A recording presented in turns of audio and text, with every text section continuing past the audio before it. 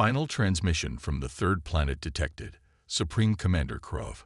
Lieutenant Mira announced, her voice tinged with boredom. I dismissed the notification with a flick of my primary sensory organ. These primitive broadcasts had become tedious. For several orbital cycles, we'd been monitoring chatter from the blue-green world called Terra, such an uninspired name for an equally uninspired species.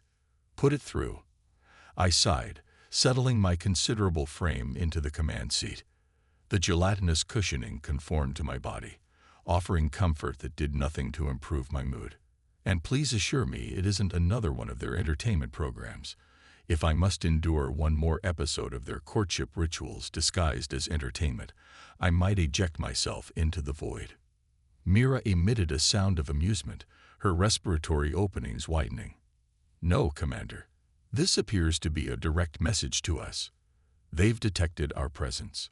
That captured my attention immediately. Our concealment technology was supposedly undetectable by species at their technological level. I straightened up, my multiple visual organs blinking in sequence, a nervous habit from my juvenile phase. How? I demanded. Our position is secured behind their satellite. Their rudimentary scanning equipment couldn't possibly. Unknown, sir, Mira interrupted. But the message is addressed to, and I quote, the alien vessels currently hiding behind Terra's moon like cowards instead of introducing themselves properly.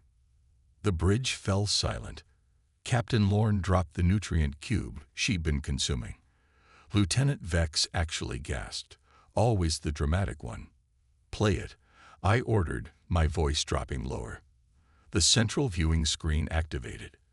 A Terra native appeared, pink-skinned with hair only atop its head. Female, according to our research. She wore a dark uniform with insignia I didn't recognize. To the alien vessels monitoring our communications, this is Admiral Elena Reyes of the United Terra Defense Coalition. We have been aware of your presence for some time. Your cloaking technology is impressive, but generates a specific quantum disturbance our newer detection systems can identify. I felt my digestive sacs constrict. Impossible. We understand you are likely assessing whether Terra is a threat or an opportunity, she continued. Let me save you some effort. We are both. Humanity extends an invitation for peaceful contact. Her voice hardened perceptibly. However, should your intentions prove hostile, be advised that engagement with Terra would be inadvisable. Captain Lorne scoffed. Is that a threat? From them. The human continued. We have studied your vessel's impressive weaponry, but your shield frequencies have several exploitable vulnerabilities. This isn't a threat, merely information we feel should factor into your decision-making. My jaw bridges clicked together in irritation. Terminate transmission. Display their planetary defenses. The screen shifted to show the pathetic array of satellites and orbital platforms the humans called a defense network. Laughable. They are bluffing, I declared, rising to pace the bridge. Their most advanced weapons are nuclear missiles with radioactive payloads. Primitive. Messy. Our shields would barely register the impact. But, sir, Mira interjected, how did they detect us? And how do they know about our shield frequencies? I dismissed her concern with a gesture. Simple deduction or fortunate guessing. Perhaps they salvaged technology from another species. The galaxy teems with careless travelers. Should we report this to the Galactic Council? Asked Vex, always the one to follow protocol. And say what? That a pre-space species has made empty threats. The Council would mock us out of our positions. I turned to our tactical officer. Commander Tav, analysis of their military capabilities. Tav, a hulking figure with a cybernetic implant that glowed an eerie violet, manipulated the holographic display. Numerous nation-states with varying military capabilities, significant personnel, nuclear weapons, conventional explosives, chemical and biological agents, all useless against our technology. Their most advanced aircraft are primitive jets. Our fighters are exponentially faster. I nodded, satisfied. Exactly as expected. Send this message. Admiral Rice, Your bravado is noted but unnecessary. The Crovaxi Imperium comes not as conquerors, but as liberators. Your planet possesses resources valuable to us. Surrender them, and your species may continue its existence under our benevolent guidance." Vex transmitted the message. The response was immediate. Admiral Rise reappeared, but now she was smiling. Something about that smile made my exoskeleton itch. "Supreme Commander Krov of the Crovaxi Imperium, yes, we know your name and rank. Your offer is rejected. You have exactly 1 Terra rotation to withdraw from our solar system. After that, we cannot guarantee your safety." The transmission ended. I burst out laughing, and soon the entire bridge crew joined in, the sound echoing off the metallic walls of our command ship. "Cannot guarantee your safety," I mimicked, pitching my voice higher to mock the human. The audacity, the delusion. "Perhaps they are mentally unstable as a species," suggested Lorne, still chuckling. "No," I replied, returning to my seat. "This is psychological manipulation. They hope to appear stronger than they are. It's actually rather pitiful." "Your orders, sir?" asked Mira. I considered briefly. The Crovaxi Imperium had conquered dozens of planets across numerous star systems. Not once had we encountered serious resistance. Humans would be no different. "Prepare the invasion fleet. Target their major population centers simultaneously. Minimal casualties initially. We need laborers for mineral extraction. Once they understand resistance is futile, we will establish a planetary government under our control." "And if they resist?" Tav asked, his cybernetic implant pulsing faster. I stared at the blue-green planet on our view screen, so small, so insignificant in the grand tapestry of the cosmos. "Then we will show them why the Crovaxi Imperium has never lost a conflict." As our vessels moved from behind the moon, revealing our full armada of warships, we received one final transmission from Terra. It was text only, and it confused me greatly. It read simply, "You have sealed your fate." My subordinates looked to me for guidance. I merely shrugged. A final desperate attempt at intimidation. "Ignore it. Begin the invasion." Little did I know that these words would haunt me for what remained of my existence. The first wave of our invasion force consisted of numerous dropships, each carrying elite soldiers. They entered Terra's atmosphere in perfect formation, creating a spectacular light show for the doomed humans below.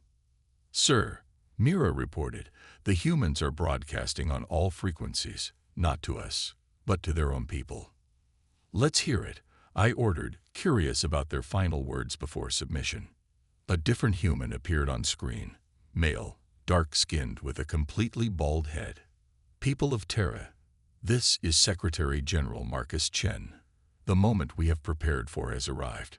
Protocol Phoenix is now in effect. Good luck to us all. And remember your training." Chen out. I frowned. "Protocol Phoenix? What training? Tav, any intelligence on this?" Tav shook his massive head. "Nothing in our reconnaissance data, sir. Probably just attempting to maintain morale." "A hollow gesture," began Vex, but her voice sharpened with alarm. "Energy spike detected on the planet's surface." Before I could respond, the view screen showed a blinding flash of light. When it cleared, several of our dropships were gone. "Report," I bellowed. "Unknown energy weapon, sir." Tav's fingers flew over his console. "Nothing like their known technology. It appears to be." He hesitated. "It appears to be a directed plasma weapon." "Impossible," I whispered. "Their technological level precludes plasma weaponry." Yet the evidence was undeniable. As we watched in stunned silence, more flashes erupted from the planet's surface. More dropships disappeared. "Evasive maneuvers," I ordered. "All ships, scatter formation." Too late. The humans had anticipated this. Energy beams lanced upward from multiple locations, targeting our ships with uncanny precision. "Sir," Lorne said, her voice trembling, "they are targeting our shield harmonic vulnerabilities." Just as they said they would. Another transmission came through. Admiral Rise again, her expression calm and collected. "This is your only warning, Commander Croft. Withdraw now or face annihilation." I slammed my fist on the arm of my command chair. "Never. All ships, commence full attack pattern. Launch all fighters. Target their weapon emplacements." As our remaining ships descended toward Terra, I couldn't shake the feeling that something was very, very wrong. This was not how invasions were supposed to unfold. "Sir," Mira said quietly beside me, "what if they aren't bluffing?" I had no answer for her, only the bitter taste of uncertainty, a flavor I had never experienced before this moment.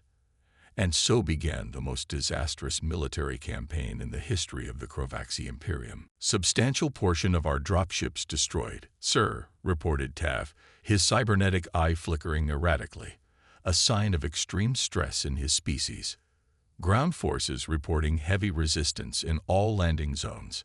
I paced the bridge, my claws clicking against the metal floor. How? Their weapons were primitive compared to ours. "Not anymore," Lauren said grimly. She displayed footage from our ground troops. The images made my primary heart momentarily cease functioning.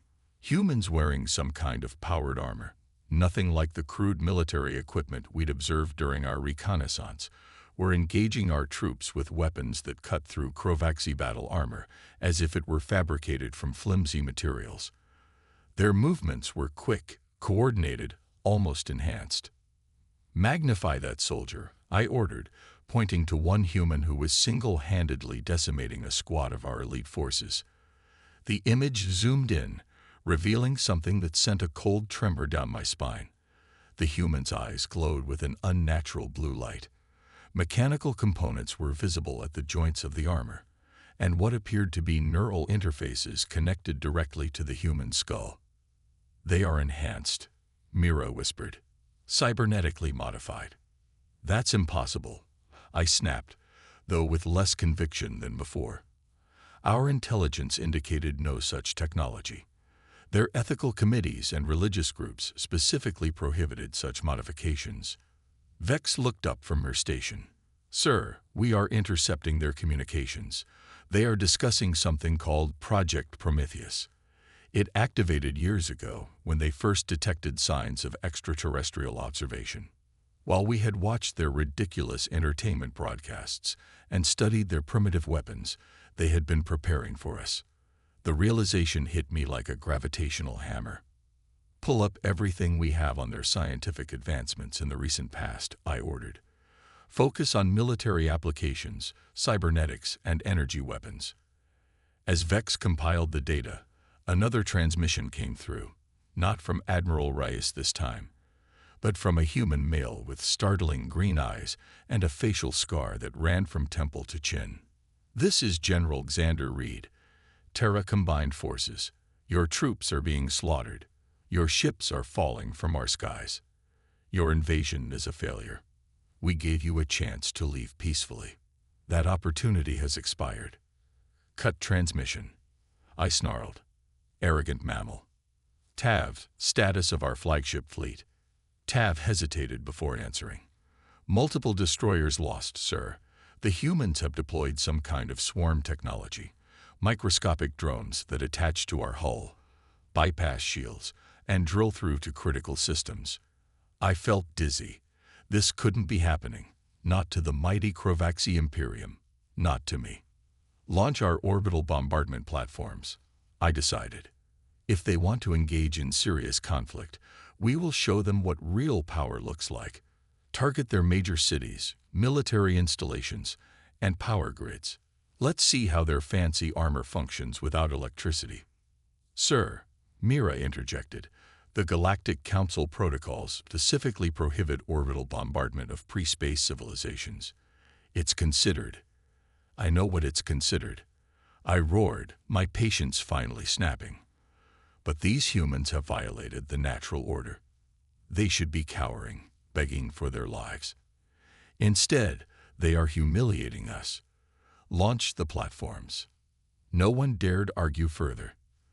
The command was given, and our orbital bombardment platforms, each capable of reducing a continent to ash, moved into position around Terra. Platforms ready, sir, Tav announced, awaiting final authorization. I took a deep breath. This would end the human resistance once and for all. It would also likely end my career when the Council learned of it, but better disgrace than defeat.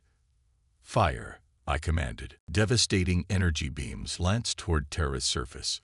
The bridge crew held their breath, waiting for the catastrophic destruction that would follow. It never came. Instead, something incredible happened. As the beams approached Terra's atmosphere, they seemed to hit an invisible barrier. Then, astonishingly, they reflected, heading directly back toward our platforms. Evasive action. I screamed, but it was too late. The platforms, along with the ships nearest them, were annihilated by their own weapons. The bridge fell silent. On the tactical display, more than a quarter of our fleet had just vanished. They have shield technology, Lorne finally said, her voice barely audible. It's planetary shield technology, I whispered. That was supposed to be impossible for any civilization below level 9. Humans were barely level 3 by our measurements. Another transmission. This time a human female with auburn hair and cold, calculating eyes. This is Dr. Sophia Vega, Chief Scientist of Terra Defense. Your bombardment attempt was predicted and countered. Your shield technology was reverse-engineered from the scout ship we captured many years ago. We have made some improvements, as you can see. My jaw dropped. We never sent a scout ship. We only discovered this planet recently. Dr. Vega smiled thinly. Not your Imperium, Commander. There are other visitors to our little corner of the galaxy, less arrogant ones, some even willing to trade technology for safe harbor. The implications were staggering. Humans had been dealing with alien species before we ever arrived. They'd been preparing specifically for a scenario like our invasion. Sir, Mira said urgently, our ground forces are being overrun. Request permission to evacuate surviving troops. I nodded numbly. This was no longer an invasion. It was quickly becoming a desperate escape. All ships, I ordered, recover your ground forces and prepare for immediate withdrawal. Battle Group Alpha will provide cover fire. As our ships scrambled to retrieve what remained of our invasion force, I received yet another transmission. This one was from a human military bunker, showing General Reed standing before a massive holographic display of our fleet. Leaking so soon, Commander, but we have prepared such a warm welcome for you. Perhaps you'd like to see what else we have learned from our galactic friends. The screen split to show multiple angles of Terra's surface. Massive hangar doors were opening in locations that our reconnaissance had identified as simple military bases or even civilian facilities. From these hangars emerged ships, human ships, with designs that incorporated elements from at least 3 different alien civilizations I recognized. No, I whispered silently. No. The human ships rose to engage our retreating forces. They were smaller than our warships, but faster and more maneuverable. What they lacked in raw firepower, they made up for in tactical precision, targeting our weakest points with surgical accuracy. Sir, Vex reported, panic evident in her voice, we have lost contact with Battle Group Alpha. Battle Groups Beta and Gamma are reporting heavy casualties. I collapsed into my command chair, overwhelmed by the magnitude of our failure. Order all remaining ships to make for the jump point. We are retreating. And the ground forces we haven't recovered? Lorne asked quietly. I closed all my eyes. They are lost. As our battered fleet limped away from Terra, a final transmission came through. Admiral Rise again, her expression neither triumphant nor angry, just coldly professional. Commander Krov, you were warned. Your Imperium now has a choice. Consider this a lesson and never return, or come back with a larger fleet and learn an even harsher truth about humanity. Then she smiled that same unsettling smile from before. Oh, and remember our first message. You have sealed your fate. We weren't talking about our fate, Commander. We were talking about yours. The transmission ended, leaving us to contemplate our humiliating defeat. In just under one of their Terra days, the mighty Kravaxi Imperium had lost nearly half its invasion fleet to a species we had dismissed as barely sentient mammals playing with technology they didn't understand. As we entered the jump point, I had one burning question. What would I tell the Emperor? The grand hall of the Krovaxi Imperial Palace was designed to intimidate. Towering columns of polished black stone rose high to a domed ceiling painted with scenes of our greatest victories. The floor, a mosaic depicting vanquished species bowing before Krovaxi might, seemed to mock me with every step I took toward the throne. Emperor Dracos, may his reign endure eternally, sat watching my approach, his massive frame dwarfing the ornate throne. 4 of his multiple eyes tracked my movement while the others remained fixed on a holographic display showing the remains of our once proud invasion fleet. I dropped to one knee before him, head bowed. Protocol demanded I remain silent until addressed. The silence stretched painfully. Commander Krov, the Emperor finally spoke, his deep voice reverberating through the hall.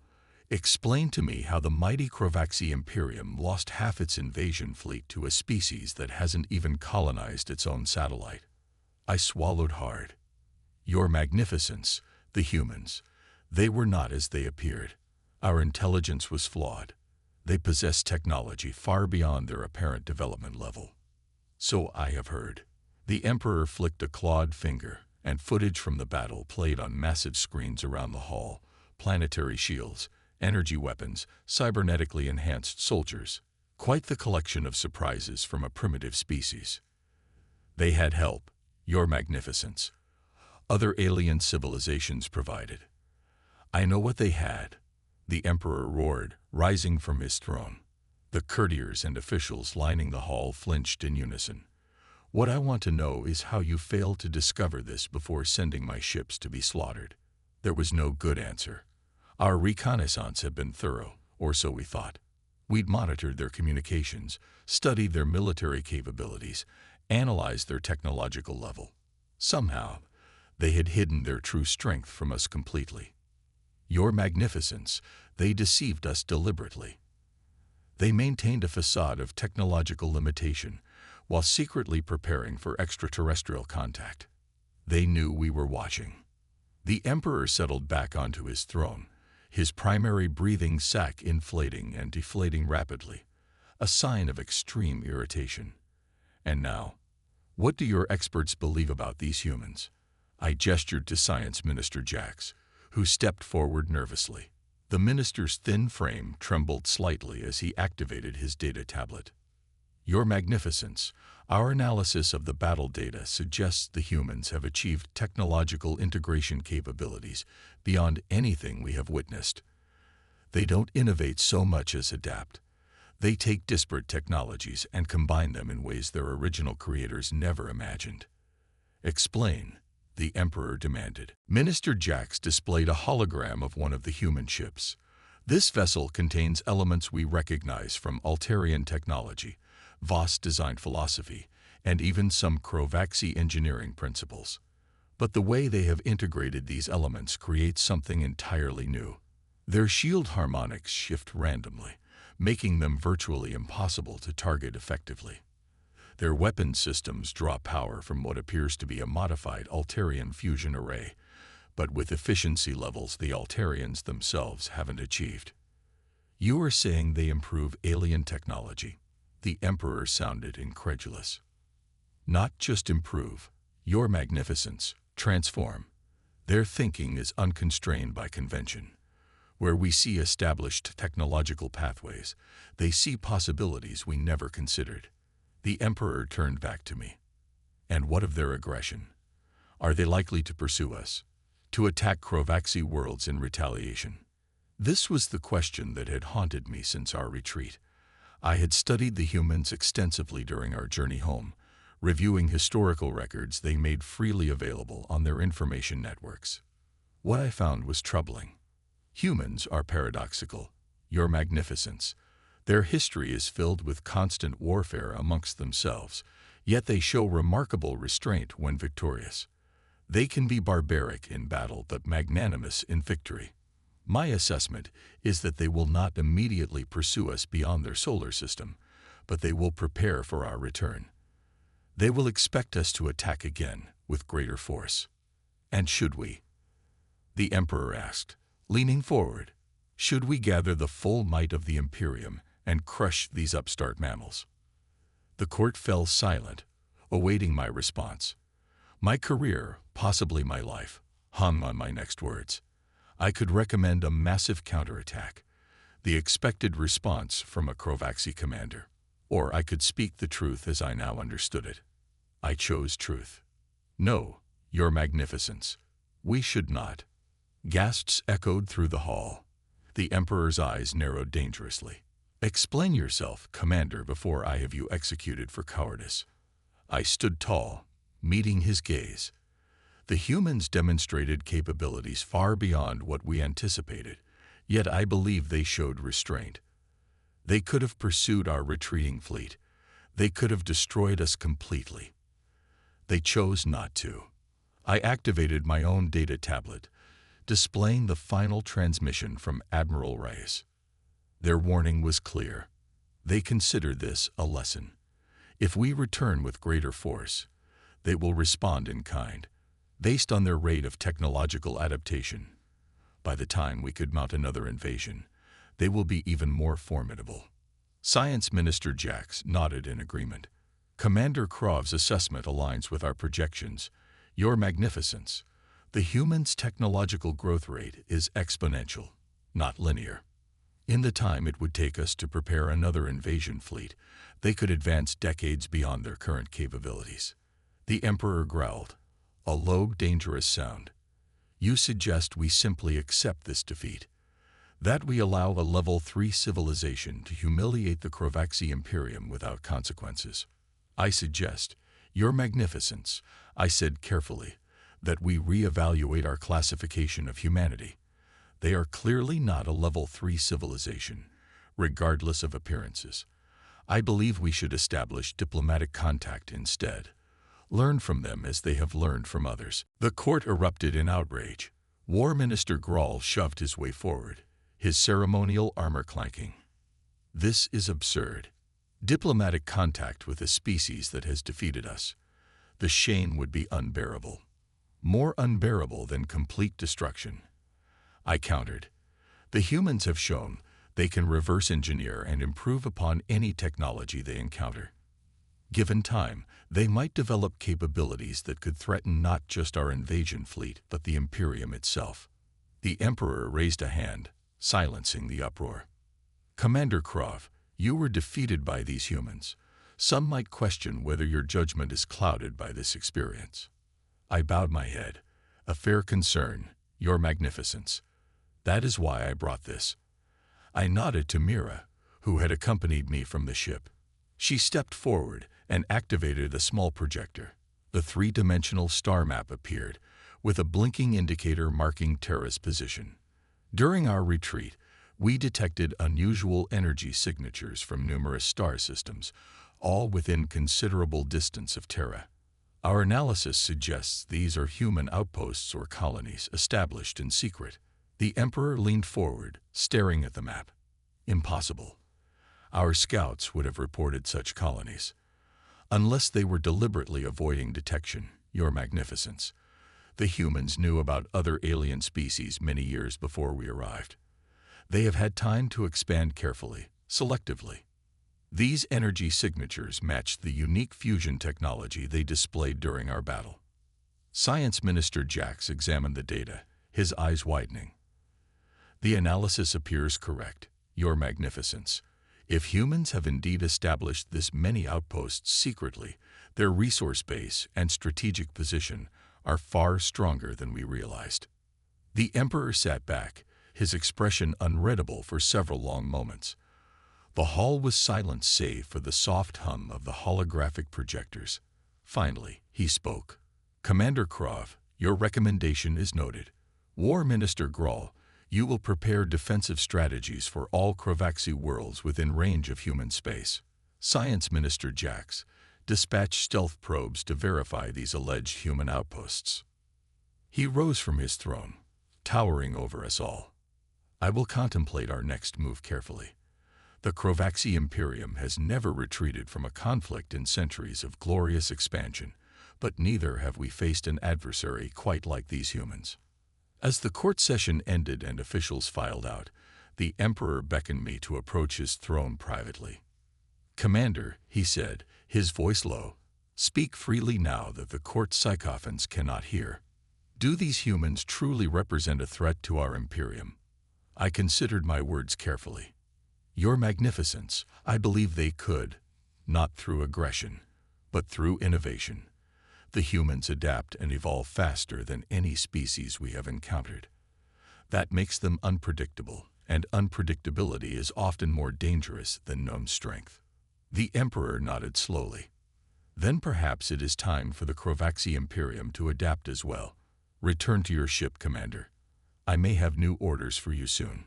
As I left the Grand Hall, I couldn't help but wonder, what were the humans doing now? Preparing for our return, expanding their mysterious outposts, developing even more terrifying weapons. Whatever they were doing, one thing was certain. The galaxy had become a much more dangerous place since humanity entered the cosmic stage. Several planetary rotations after my audience with the Emperor, I received new orders. Return to the Sol system, not with an invasion fleet but with a single diplomatic vessel.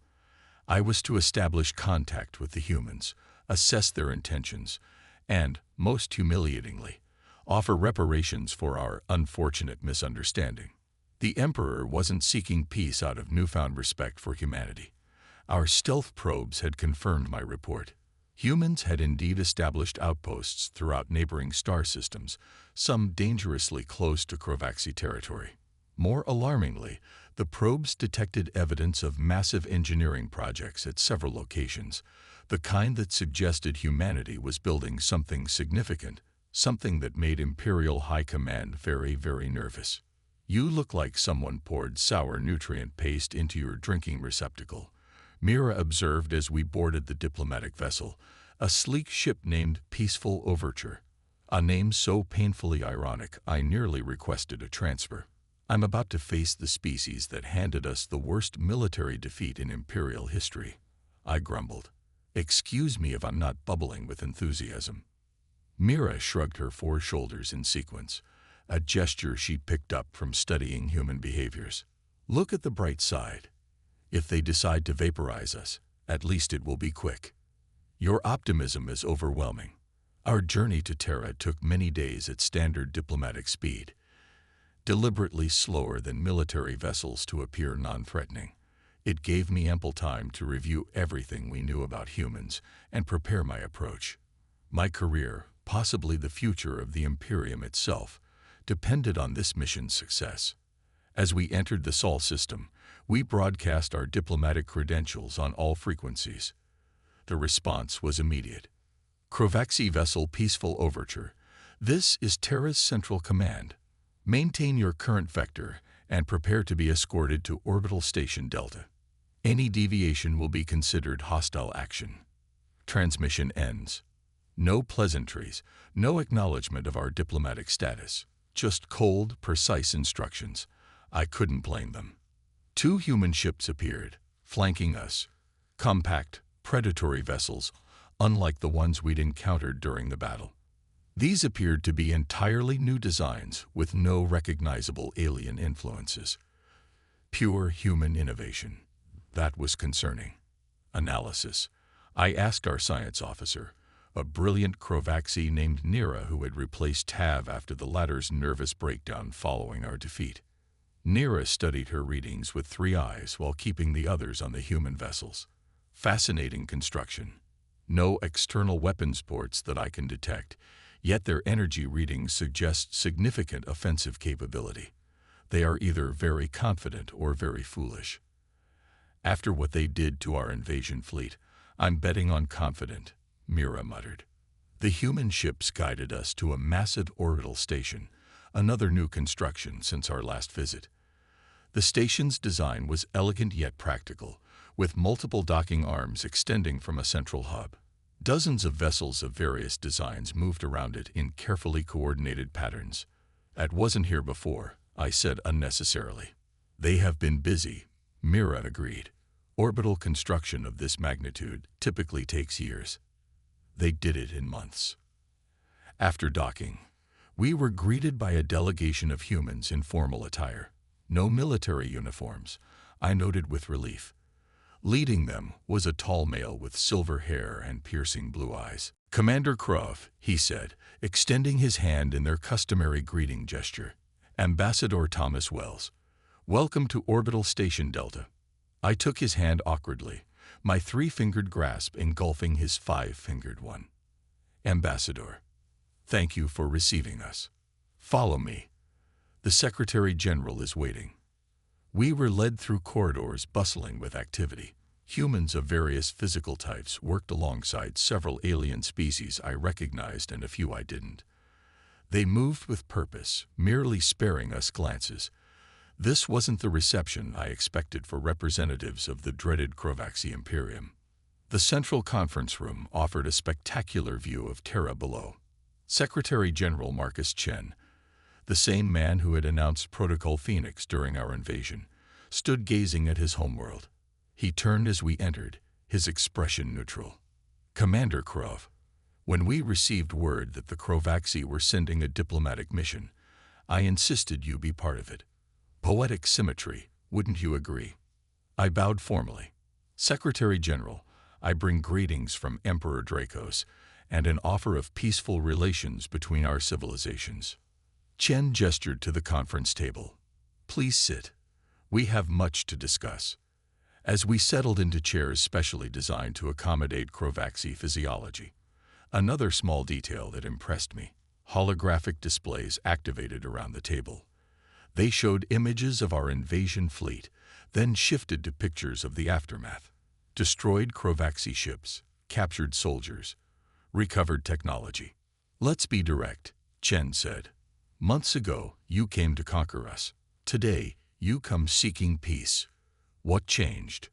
Pride demanded I defend the Imperium's honor, but my orders were clear: honesty above all.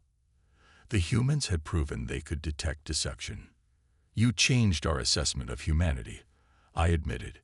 "Your technological capabilities, your strategic outposts in neighboring star systems, your ability to adapt and improve upon alien technology. These factors led to a re-evaluation of our approach." Chen exchanged glances with Admiral Reyes, who had entered silently during my explanation. She looked exactly as she had in her transmissions: calm, calculating, dangerous. "Interesting," Chen said. "You are monitoring our expansion, as any prudent civilization would," I replied. "Just as you were monitoring our ships long before we knew you could detect us." A ghost of a smile crossed Chen's face. "Fair point. And what does the mighty Krovaxi Imperium propose now?" I activated my data tablet, displaying the Emperor's offer: non-aggression pact, recognized borders, limited technological exchange, reparations for damages caused during our misunderstanding. Misunderstanding. Admiral Rice's voice was razor-sharp. "Is that what you call an unprovoked invasion?" I met her gaze steadily. "What would you call your deliberate technological deception?" "Your hidden outposts. Your alliances with other species who provided you advanced technology." "Survival preparations," she replied without hesitation. "We detected your scout drones years before your invasion fleet arrived. We knew what the Krovaxi Imperium does to primitive worlds." "You are not the first expansionist species we have encountered, Commander," Chen interrupted. "The Altarians tried to conquer us decades ago. The Voss attempted colonization before that. Each time, humanity adapted and overcame. Your invasion was merely the latest test of our preparedness." The implications stunned me. Humanity had been fighting off alien invaders for over a century, each encounter making them stronger, more adaptive, more dangerous, all while maintaining the appearance of a technologically limited species. "I was not aware," I admitted. "Clearly," Admiral Rice said dryly. Now about these reparations. Our discussion continued for hours, delving into details of the proposed peace agreement. Throughout, I was struck by the humans' approach. They were firm but not vindictive, demanding but not unreasonable. They wanted recognition, respect, and assurances, not subjugation or humiliation. As negotiations concluded for the day, Ambassador Wells offered to show me something. A gesture of transparency, he called it. We were taken to an observation deck overlooking a massive hangar. Below us, dozens of ships were under construction, vessels larger and more advanced than anything we'd seen during the invasion. Our first true deep space fleet, Wells explained, capable of reaching any system within 1,000 light years, scheduled for completion next month. The message was clear. Humanity was expanding, with or without our blessing. You have achieved in months what takes most species decades, I observed. Wells nodded. Necessity is the mother of invention, Commander. When your survival depends on adaptation, you either adapt quickly or perish.